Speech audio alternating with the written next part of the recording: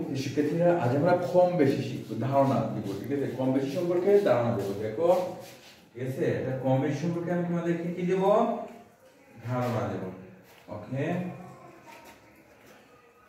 ওকে, এটা কি, এখানে ধরো চাল আছে, ঠিক আছে, এতটুকু কি আছে, চাল আছে, কি আছে, কথা বলো না কেন, এখানে কি আছে, ধরো চাল আছে, কি আছে, হ্যাঁ, ধরো এখানে এতটুকু চাল আছে, আর এটাতে